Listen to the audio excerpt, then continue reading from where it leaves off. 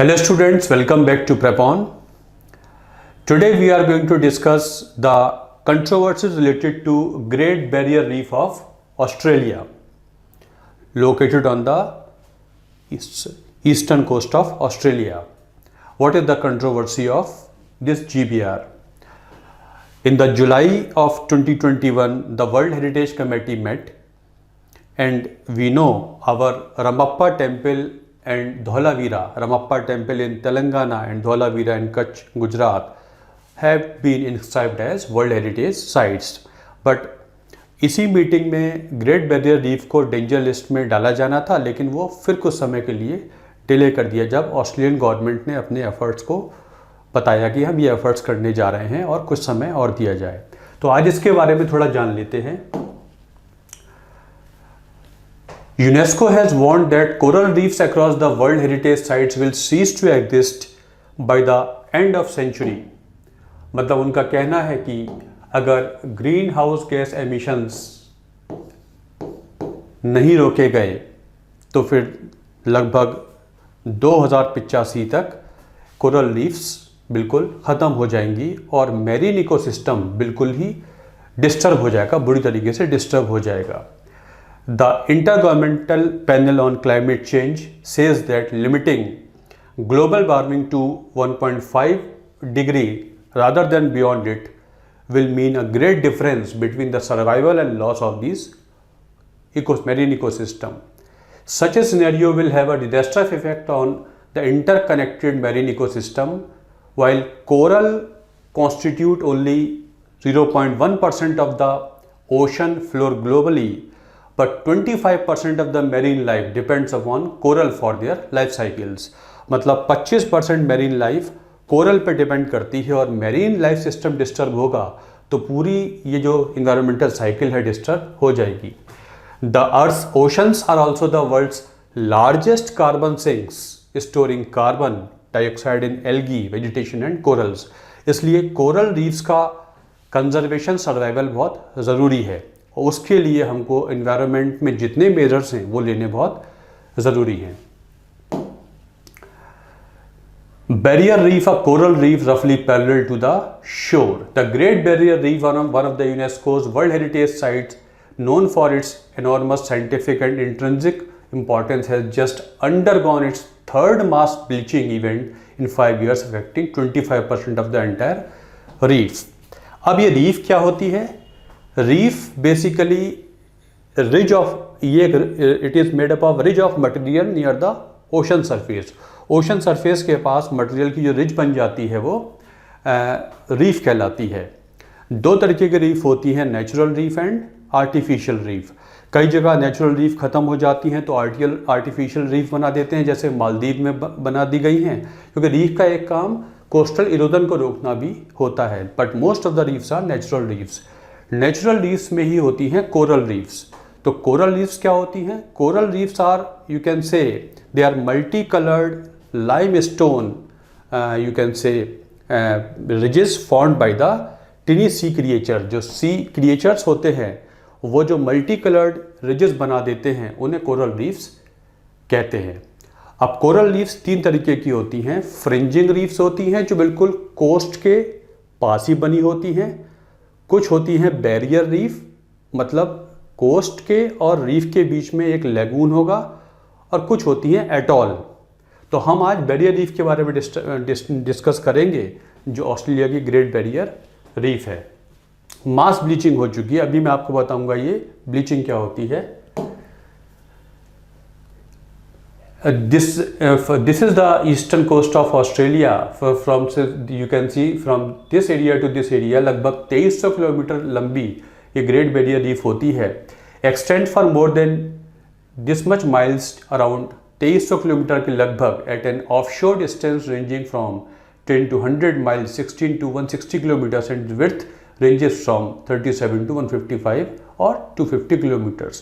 The Great Barrier Reef has an area of 1,35,000 square miles or this much square kilometer. ये इसका एक छोटा सा आंकड़ा है। It consists of 2100 individual reefs and some 800 fringing reefs. Great Barrier reef तो barrier reef है, लेकिन इसके बैरियर रीफ के साथ छोटी छोटी फ्रिंजिंग रीफ्स भी बनी हुई हैं। तो 2100 तो इंडिविजुअल रीफ्स हैं और साथ साथ जो छोटे छोटे रीफ्स हैं करीब 800 फ्रिंजिंग रीफ्स भी बन जाती हैं। In spite of this variety, the reefs share a common origin. Each has been formed over millions of years from skeletons and skeletal waste of mass of living marine organism.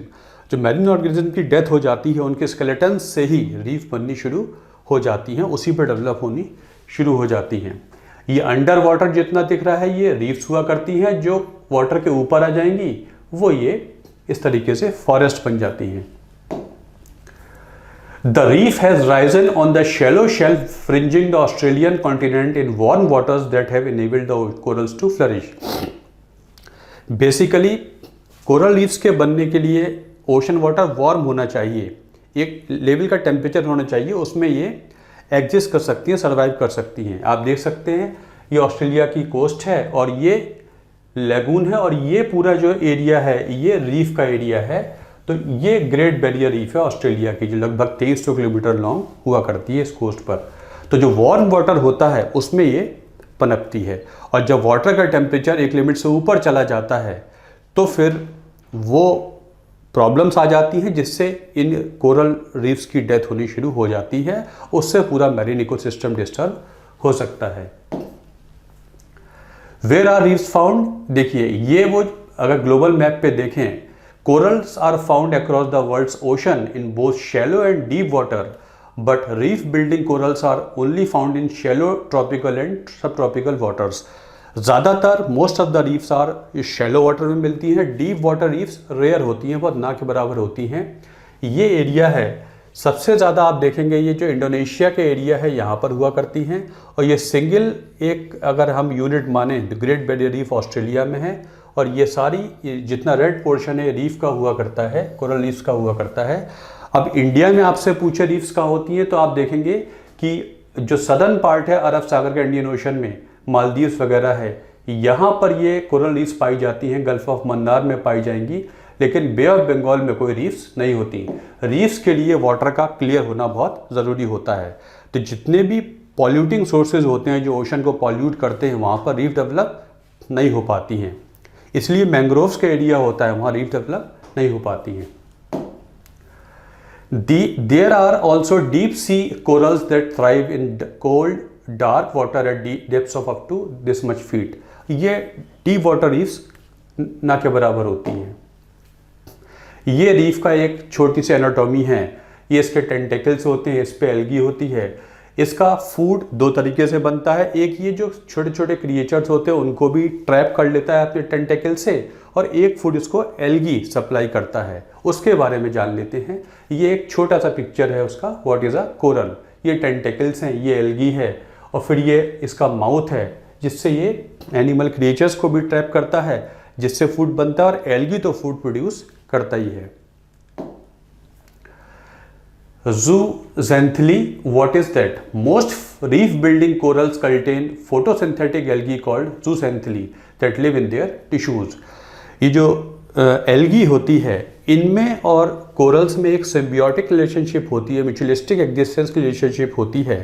Corals जो होते हैं वो reef को एक protective environment produce करते हैं जिससे photosynthesis हो सकती है, और फोटोसिंथेसिस से जो प्रोडक्ट्स बनते हैं, जो न्यूट्रिएंट्स बनते हैं, उनकी मदद से कोरल्स को फूड मिलता है। और अगर ये रिलेशनशिप टूट जाती है तो कोरल रीफ की डेथ होने लगती है।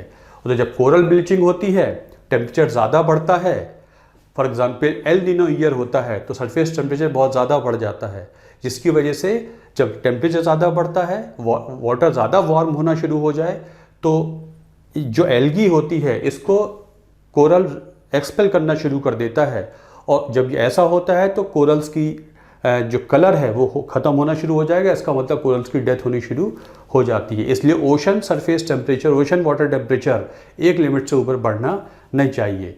और बहुत सारे कारण हैं, कुछ नेचुरल भी हैं और कुछ मैन मेड भी हैं, ह्यूमन भी हैं, ह्यूमन ज़्यादा है। इसलिए कोरल्स का बचना, कोरल रीफ्स का बचना बहुत ज़रूरी है। और आप देखेंगे इस ग्रेट बैरियर रीफ में कितनी बड़ी डाइवर्सिटी है।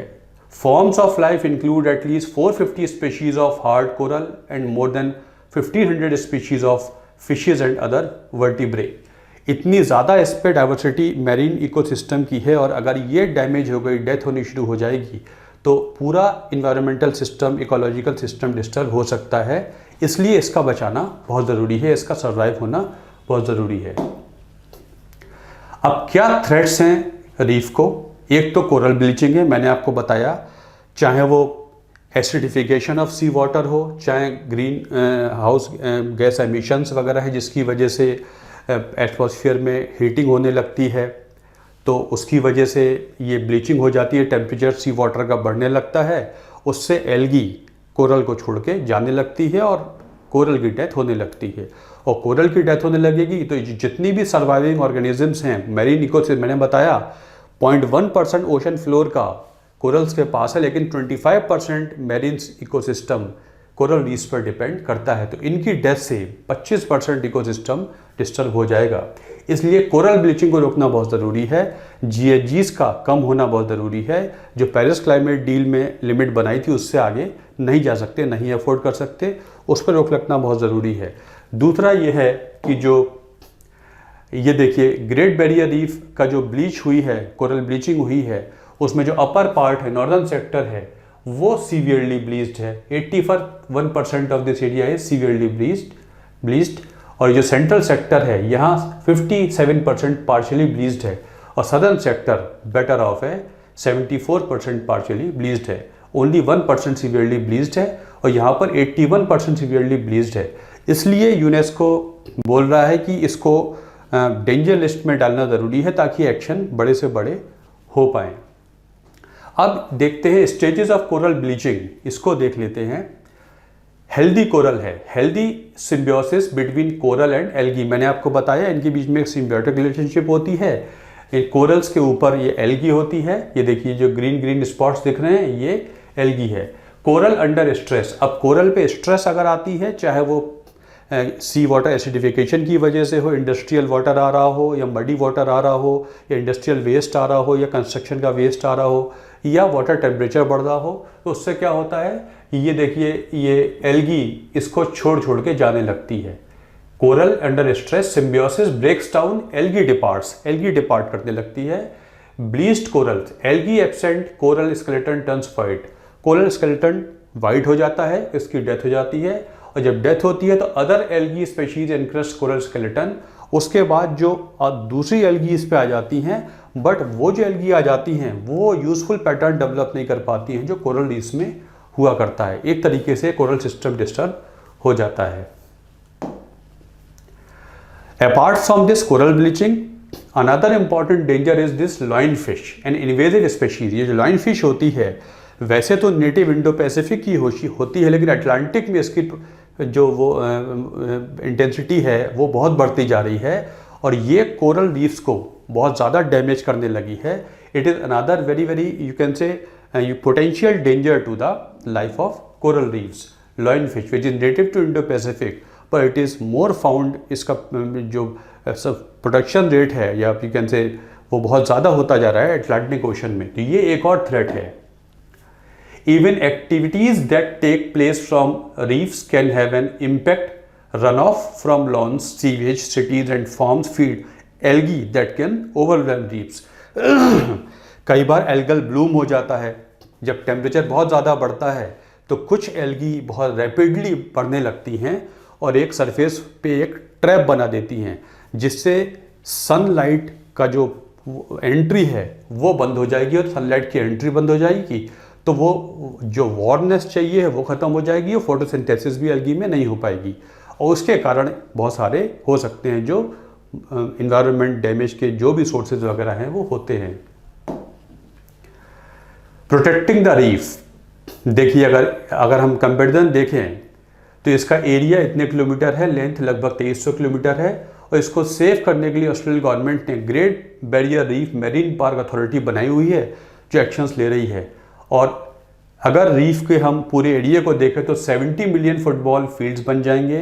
इटली, जापान या जर्मनी, मलेशिया जितना एरिया इस ग्रेट बैरियर रीफ का है, कंट्री जैसा एरिया है, 3000 कोरल रीफ्स इसमें हुआ करती हैं, 1050 कॉन्टिनेंटल आइलैंड्स हैं, 1625 टाइप्स ऑफ फिश हैं, इतनी varieties of sharks and rays हैं, multitude of diversity of marine system. ये वर्ल्ड वाइल्ड लाइफ फेडरेशन ने एक फोटोग्राफ किया था इनसाइड द वाटर जाकर। यूनेस्को को काम करना होगा, save our Great Barrier Reef, it is very necessary UNESCO not to classify Barrier Reef as endangered world heritage site. वैसे सोचा ये था कि इसमें हम डेंजर लिस्ट में डाल देंगे, लेकिन रोक दिया गया है। ऐसे शुरू में मैं आपको बताया, ऑस्ट्रेलियन गवर्नमेंट ने बोला है कि हम एक्शंस ले रहे हैं और थोड़ा समय दिया जाए। इसलिए ग्रेट बैरियर रीफ मैंने आपको बताया, इसका सेव होना बहुत ज़रूरी है। मैरीन इकोसिस्टम का सर्वाइवल बहुत ज़रूरी है इस पूरे एनवायरमेंटल इकोलॉजी के लिए। 10 ways to protect coral reefs. हमारी जो एक्टिविटीज़ हैं उनसे ही हम देखें आम बेस पर कैसे हम प्रोटेक्ट कर सकते हैं। तो हम choose sustainable seafood, learn how to make smart seafood choices, the less water you use, the less runoff and waste water that eventually find their ways back to the ocean। जितना waste water जाएगा उसके साथ और भी waste जाएगा, वो सी water को muddy बनाएगा और मडी वाटर या जो डर्टी वाटर होता है वो रीफ्स को किल करता है। हमको वॉलंटियर करना चाहिए, हमको बीचेस वगैरह को क्लीन रखना चाहिए ताकि वेस्ट ना जा पाए ओशन में। Corals are already a gift, don't give them as presents. Corals की ज्वेलरी बनती है, आपने देखा होगा, तो कोरल्स की ज्वेलरी ना दे ना एक्सेप्ट करें, ये भी एक तरीका है। Long lasting light bulbs are a bright idea, energy efficient light bulbs reduce greenhouse emissions, climate change is one of the leading threats to coral reef survival. Climate के जो चेंज है उसको, उसमें जितने भी प्रॉब्लम डेंजर्स हैं उनको रोकना बहुत ज़रूरी है। तो जितने भी हम अदरवाइज सोर्सेज देख रहे हैं, जो रिन्यूएबल एनर्जी सोर्सेज वगैरह हैं, उन पे जाएं। Coral reefs are alive, stirred up sediments can smother corals. हम जो फिशिंग करते हैं, डाइविंग करते हैं, उसमें हम कोरल्स को स्क्रैच कर देते हैं, स्मूथर कर देते हैं। वो भी हम तरीके से करें, डाइविंग करें। ओवर फिशिंग की वजह से भी ये डेंजर हो रहा है, उस पर भी ध्यान देना चाहिए। Practice boating, anchor in sandy areas away from coral and seagrasses so that the anchor and chain do not drag on the nearby corals. Check sunscreen active ingredients हैं, वो केमिकल्स भी dangerous होते हैं, वो भी इसे परेशान करते हैं। In addition to picking up your own trash, carry away the trash that others have left behind. Volunteer के तौर पे जो और ट्रैश पड़ा होता है उसे इकट्ठा करके हम हटाएं। कहने का मतलब है कि हमारा जो एफर्ट है वो इनको रोकने में काफ़ी कामयाब हो सकता है। तो this is all about this great Barrier reef. इसका सेव होना क्यों ज़रूरी है। इसका कॉम्पोजिशन तो ओशन फ्लोर पे 0.1% है, बट 25% मैरीन इकोसिस्टम इस पर, इकोलॉजिकल सिस्टम इस पर डिपेंड करता है। उसका सेव होना बहुत ज़रूरी है। हेंस हमको जितने क्लाइमेट के एक्शंस हम ले रहे हैं उनको ध्यान देना ज़रूरी है, उसमें हम लोगों का रोल बहुत इंपॉर्टेंट हो जाता है। Hope you enjoyed this video. If you really have enjoyed, please like it, share it and subscribe it. Thanks a lot for watching this video.